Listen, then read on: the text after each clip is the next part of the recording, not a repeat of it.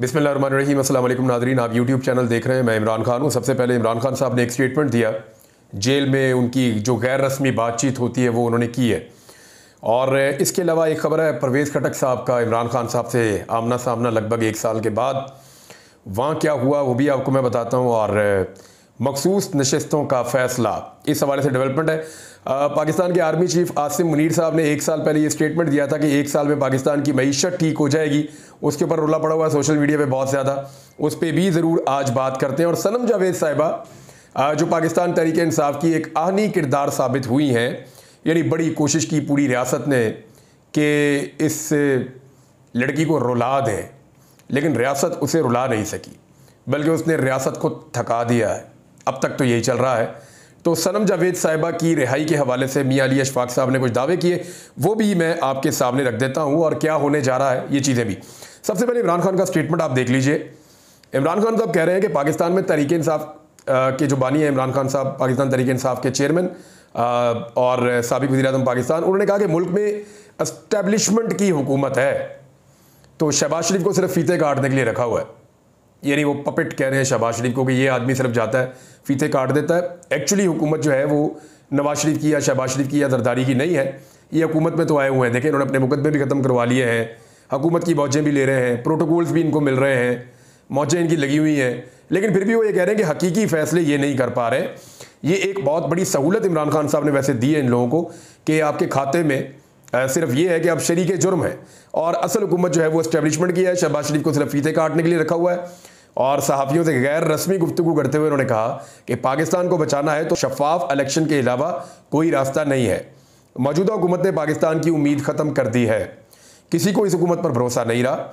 मुल्क में जमहूरियत की कब्र खोदी जा रही है। अगर एस्टेब्लिशमेंट को पाकिस्तान को बचाना है तो शफाफ इलेक्शन की तरफ जाना होगा। इमरान खान ने कहा कि इस इलेक्शन में तारीखी धांधली हुई है। चीफ जस्टिस पाकिस्तान हमें इंसाफ के लिए इलेक्शन कमीशन में भेज रहा है, ताहम सबको मालूम है इलेक्शन कमीशन ने फ्रॉड इलेक्शन करवाए। कादी फायद ईसा हमें कह रहा है इंट्रा पार्टी इलेक्शन क्यों नहीं कराए, तो क्या चीफ जस्टिस को मालूम ही नहीं कि हमारी सारी पार्टी अंडरग्राउंड हो गई थी। मैंने पहले भी आपको कहा ना कि नॉर्मल हालात ही नहीं थे। Chief justice of Pakistan supreme court of Pakistan में जब बैठ के वहाँ पर उस ज़बरदस्त इमारत के अंदर बात करते हैं तो वो ऐसे बात करते हैं जैसे पाकिस्तान में दूध और शहद की नहरें बह रही थी। रूल ऑफ लॉ का पूरा एहतमाम था। उस माहौल में पाकिस्तान में इलेक्शन हो रहे थे। कोई जबर फस्तायत, कोई जुल्म बर्बरियत, कोई गिरफ्तारी छापा कुछ नहीं था। हालांकि बाहर के हालात ऐसे थे कि कादी फायद ईसा साहब ने अपने मुंह से किचन की गर्मी का हवाला भी दिया था। बहरहाल कादी साहब तो ऐसे शो करते हैं जैसे बाहर कुछ हो ही नहीं रहा था। आज इमरान खान साहब ने उसका जवाब दिया कि पार्टी तो सारी अंडरग्राउंड थी। उन्होंने कहा अमरीकी कांग्रेस कह रही है पाकिस्तान में फ्रॉड इलेक्शन हुए हैं, मीडिया को दबाने के लिए भी मनसूबाबंदी की जा रही है। आप एक सवाल किया गया कि आप शफाफ इंतखाबात के लिए एस्टेब्लिशमेंट से मुखातिब हैं, इसका मतलब है आप एस्टेब्लिशमेंट की तरफ ही देख रहे हैं। इमरान खान ने कहा कि मुल्क में एस्टेब्लिशमेंट की हुकूमत है, शहबाज शरीफ को सिर्फ फीते काटने के लिए रखा हुआ है। शफाफ इलेक्शन के लिए एस्टेब्लिशमेंट को पीछे हटना पड़ेगा। मुश्किल फैसले वो करता है जिसके पीछे आवाम खड़ी हो। 2021 में मुल्क का कर्जा 28 खरब था। 4 साल में मुल्क के कर्जे 80 से 90 खरब तक पहुंच गए हैं। अंदाज़ा कर लीजिए। यानी ये अगर इमरान खान साहब का फिगर आप मान लें और इसके ऊपर रखकर आप देखें तो 2021 में मुल्क का जो कर्जा था वो 28 खरब था। 2022 में इमरान खान की हुकूमत तब्दील हुई और आज 2024 में इमरान खान साहब ये दावा कर रहे हैं कि मुल्क के कर्जे 80 से 90 खरब तक पहुँच गए हैं। ये लगभग 3 गुना है। पाकिस्तान का कर्जा बाकी एक तरफ और ये 4 सालों का एक तरफ, बल्कि उससे दुगना। जिस गरीब का 2000 का बिल आता था अब उसका 10,000 का बिल आता है। सारी अशराफिया के पैसे बाहर पड़े हैं। कौन सी जमहूरियत में मिलिट्री कोर्ट्स में सिविलियन के ट्रायल होते हैं, सवाल उठाया इमरान खान साहब ने। और उन्होंने कहा कि मुझे इस तरह ट्रीट किया जा रहा है जैसे मैंने पाकिस्तान में सबसे बड़ी गद्दारी की हो। सुप्रीम कोर्ट ऑफ पाकिस्तान में हमारी इंसानी हकूक़ और 8 फरवरी की पटिशन्स भी क्यों नहीं सुनी जा रही। जमहूरी इखलाकी रवैयों पर चलती है। जमहूरियत जो है वो इखलाकी रवैयों पर चलती है। जमहूरियत आज़ादी का नाम है। जहाँ जमहूरियत आज़ाद होती है वही मुल्क प्रवास करता है, मगर हमारे मुल्क में जमहूरियत की कब्र खोदी जा रही है। भूख हड़ताल से मुताल्लिक एक सवाल पूछा गया तो इमरान खान साहब ने उसका जवाब दिया, मैं ज़रूर भूख हड़ताल करूँगा, अभी कुछ फैसलों का इंतज़ार है। परवेज खटक के 190 मिलियन पाउंड रेफरेंस में बयान कलमबंद करवाने की बात करते हुए इमरान खान साहब ने कहा कि वो कुछ खास नहीं बोला, इस पर बाद में जिरा के वक्त बात करेंगे। अच्छा, परवेज खटक साहब आए थे वहाँ स्टेटमेंट देने के लिए, उसके ऊपर मैं आपको बताता हूँ, लेकिन इससे पहले कादी फायद ईसा साहब के ऊपर पाकिस्तान तहरीक इंसाफ ने अदम एतमाद का इजहार कर दिया है। ये नैब तरमीम कलदम देने के खिलाफ इंट्रा कोर्ट अपील जो है वहाँ पर इमरान खान साहब ने तहरीरी जवाब जमा करवाया है और इमरान खान साहब ने कहा कि ये मेरी ज़ात का मसला नहीं बल्कि मुल्क का मामला है। इमरान खान साहब ने हुकूमत की अपीलें खारिज करने की दरख्वास्त की है। कादी फायद ईसा साहब की बेंच में शमूलियत पर उन्होंने एतराज़ उठाया है और बड़ा क्लियरली इमरान खान साहब ने एक बात कह दी, कादी फायद ईसा साहब जो है उन पर एतबार नहीं है और वो हमारे केसेस से अपने आप को अलग करें। जबकि जो लेटेस्ट न्यूज़ आई है उसके मुताबिक चीफ जस्टिस कादी फायद ईसा अगर हमारे मुकदमात से अलहदा ना हुए तो पाकिस्तान तहरीक इंसाफ उनके खिलाफ रेफरेंस दायर करने पर गौर करेगी। ये तर्जुमान पाकिस्तान तहरीक इंसाफ यानी रऊफ हसन साहब ने ये बात की है और वो ये कह रहे हैं कि कादी साहब हमारे केसों से अलग हो जाए, वरना क्योंकि इमरान खान साहब ने भी उन पर अदम एतमाद कर दिया है, पीटीआई पूरी की पूरी उन पर अदम एतमाद करती है। दो चीफ जस्टिस हैं, एक इस्लामाबाद हाई कोर्ट के, उनके खिलाफ भी रेफरेंस तैयार हो रहा है, बल्कि मेरी इतला के मुताबिक उसके ऊपर जो उसकी ड्राफ्टिंग है उसके ऊपर भी फाइनल टच हो रहा है। जबकि कादी फायद ईसा साहब के हवाले से भी बातचीत हुई है इमरान खान साहब के लॉयर्स की इमरान खान साहब से। तो अब यहाँ पे कादी फायद ईसा साहब के लिए एक वार्निंग जैसी कैफियत जारी की है फेडरेशन की सबसे बड़ी सियासी जमात ने। उन्होंने कहा कि हमारे केसेस से अपने आप को अलग करें वरना फिर आपके खिलाफ रेफरेंस आएगा। ये है जी मामला। परवेज खटक साहब आए गवाही देने इमरान खान साहब के खिलाफ। गवाही तो कोई खास थी नहीं, केस ही कुछ खास नहीं है। अब आपके सामने जो अलकादर यूनिवर्सिटी वाला केस है उसके अंदर सिर्फ इतना है कि कोई भी 1 रुपया इमरान खान साहब के अकाउंट में, उनकी फैमिली के अकाउंट में नहीं गया, किसी एक चीज़ के वो बेनिफिशरी नहीं है। वहाँ जाके आप देख लें यूनिवर्सिटी बनी हुई है। अब सिर्फ ये है कि उसके तरीक़ाकार के ऊपर कहीं पे कोई चीज़ें निकाली हुई और एक केस चला रहे हैं और इस केस में से भी कोई नहीं निकलेगा, क्योंकि पहला केस जो पाकिस्तान में इदारों ने तैयार किया था इमरान खान के खिलाफ वो ये केस था। और सबसे आखिर में अगर ये केस सुना जा रहा है तो इसका मतलब है ये उनके पास सबसे कमज़ोर कड़ी थी जिसको अभी तक घसीटा जा रहा है या अभी तक उस पर इंसार किया जा रहा है। जो मजबूत केसेस अपनी तरफ से बनाए गए थे वो तो सारे उड़ गए हैं। अब परवेज खटक साहब जब तशरीफ़ लाए तो उनके बारे में कुछ खबरें वहाँ से रिपोर्ट हुई।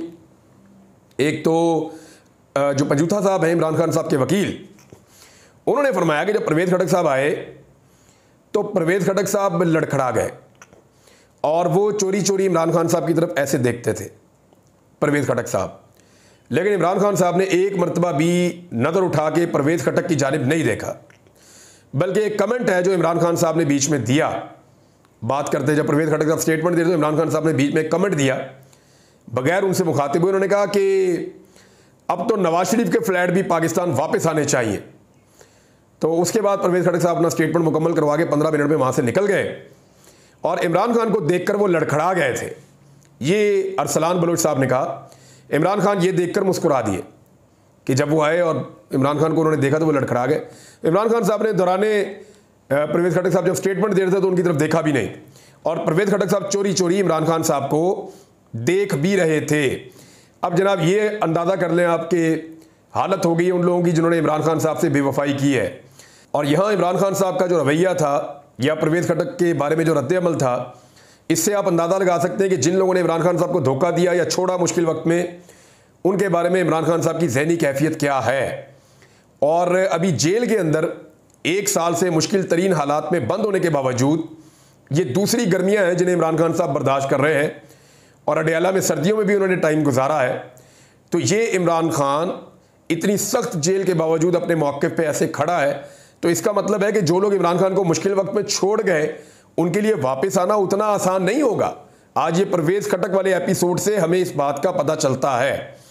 एक और चीज़ है जी, सनम जावेद साहिबा के हवाले से मियां अली अशफाक साहब ने जो सनम जावेद के हवाले से ट्वीट किया और उन्होंने वो केस लड़ रहे हैं। उन्होंने कहा जी लाहौर हाई कोर्ट के 2 मुअज़्ज़िज़ जज साहिबान जस्टिस असजद घुराल साहब और जस्टिस अली ज़िया बाजवा साहब, इनके बेंच से सनम जावेद खान को 9 मई से मुंसलिक मुकदमे में डिस्चार्ज करवा लिया है। इंसदाद दहशतगर्दी गुजरावाला के जज के ऑर्डर के खिलाफ ये निगरानी दरख्वास्त दायर कर रखी थी। ये एक लैंडमार्क जजमेंट होगी और इसका फ़ायदा जालसाजी पर कायम किए गए मुकदमात और बार बार बिला जवाब जाली गिरफ्तारी के तमाम मुतासरीन को होगा, जिनकी तादाद सैकड़ों में है। पुलिस की तरफ से सनम जावेद खान के खिलाफ किसी मजीद मुकदमे के मौजूद होने के बयान को भी, यानी कोई और मुकदमा मौजूद नहीं है, इस बयान को भी रिकॉर्ड का हिस्सा बना लिया गया है। अब ये सिलसिला बंद होना होगा। ख़वातीन के साथ ऐसे जुल्म को बंद किया जाए।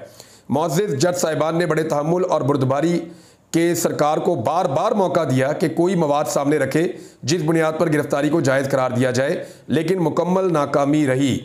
ये जी मियाँ अली अशफाक साहब ने कहा। उसके बाद जब लोगों ने उनसे सवालात पूछे कि जनाब बताइए कि क्या आज सनम जावेद को रिहा कर दिया जाएगा, तो उसके बारे में कोई बहुत क्लियर स्टेटमेंट नहीं है। लेकिन शाकिर महमूद साहब ये क्लेम कर रहे हैं कि शायद सनम जावेद को रिहा ना करवाया जाए, लेकिन सोशल मीडिया के ऊपर इस सारी चीज़ को बहुत ज़्यादा हाईलाइट किया गया है। और कानूनी नुक्ता नज़र से तो ये ख़वातीन जो हैं इनको एक दिन क्या एक मिनट भी अंदर रखना नहीं बनता। ये सिर्फ ज़िद और अना है और सिर्फ उनके बोलने की सज़ा है। ये सज़ा है उनके शऊर की, उनके सवाल उठाने की। ये सज़ा है ख़वातीन के, मिडिल क्लास की ख़वातीन के सियासत के अंदर आकर जो अलीट क्लास है या जो बहुत ताकतवर लोग हैं या एस्टेब्लिशमेंट का किरदार है उस पर उंगली उठाने या सवाल उठाने की सज़ा है और कुछ नहीं है।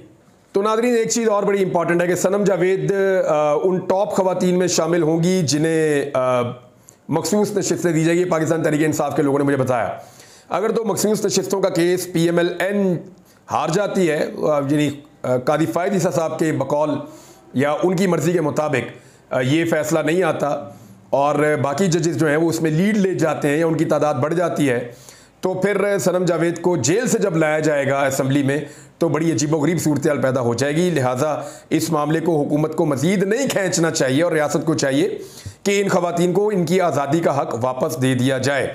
एक और स्टेटमेंट है नाज़रीन, और ये स्टेटमेंट जो है ये जनरल आसिम मुनीर साहब का है और 1 साल पहले का स्टेटमेंट है।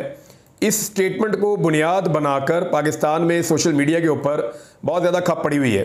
Chief of the army staff general Asim Munir साहब ने जो स्टेटमेंट दिया था 1 साल पहले 10 जुलाई 2023 को पीर का दिन था और वसीम अब्बासी साहब ने इसको रिपोर्ट किया था। उस वक्त वो एक ये सामने स्क्रीनशॉट हमारे आ जाता है। इसमें जनरल साहब ने फरमाया था कि 1 साल में मईशत ठीक हो जाएगी, मायूसी की बातें प्रोपेगेंडा है। Army chief general Asim Munir, ये स्टेटमेंट था। अब इसके ऊपर जो पाकिस्तान तहरीक इंसाफ के लोग हैं या अपोजिशन के लोग हैं वो ये कह रहे हैं कि जी अब 1 साल हो गया, मईशत ठीक क्यों नहीं हुई।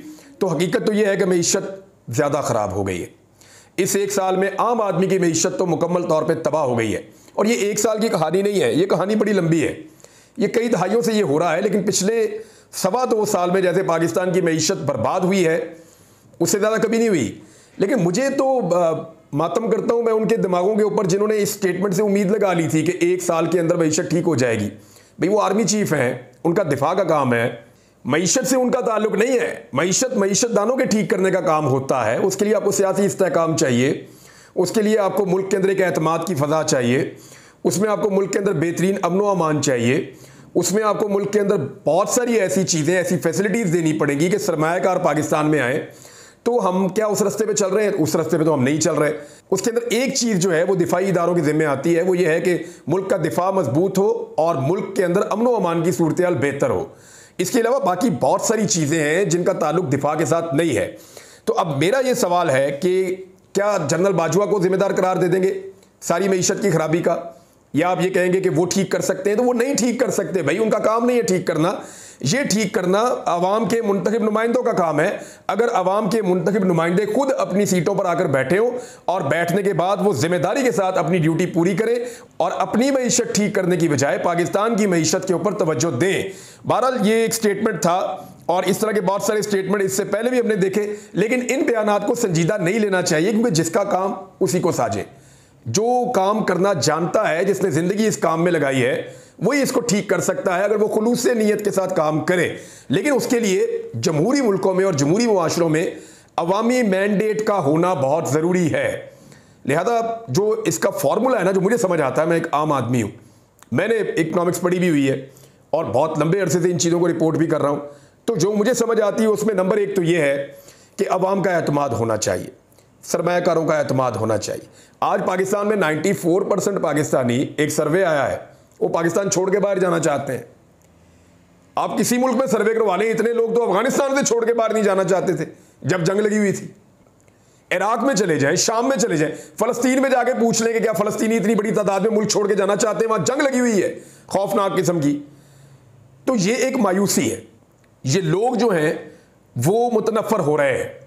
वो इसलिए है कि लोगों को लगता है कि वोट हमने कहीं और डाला, निकल कहीं और आया, और जब आप 94% कहते हैं तो इसका मतलब यह है कि खाली यानी एक सर्वे हुआ है, उस सर्वे को मैं रिपोर्ट कर रहा हूं, मैंने खुद नहीं किया है सर्वे। लेकिन मैं एक बात कहना चाहता हूं कि इसमें फिर खाली पाकिस्तान तहरीक इंसाफ के 95 या 94% लोग तो नहीं है ना।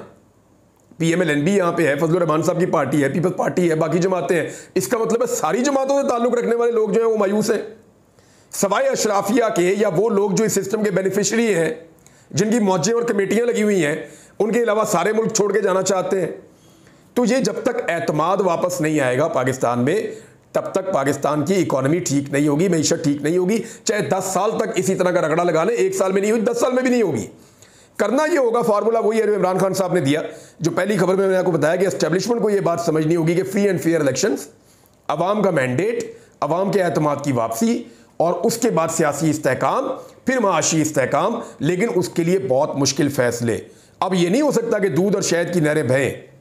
इमरान खान साहब ने उनके बकौल बड़ी मुश्किल से 3.5 साल में चीज़ों को संभाला था, कंट्रोल किया था।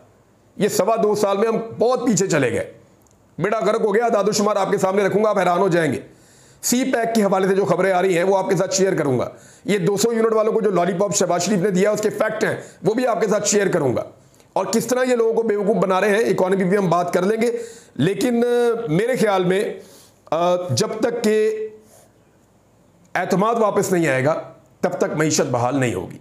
अब तक के लिए इतना ही, अपना ख्याल रखिएगा, अपने चैनल का भी। अल्लाह हाफ़िज़।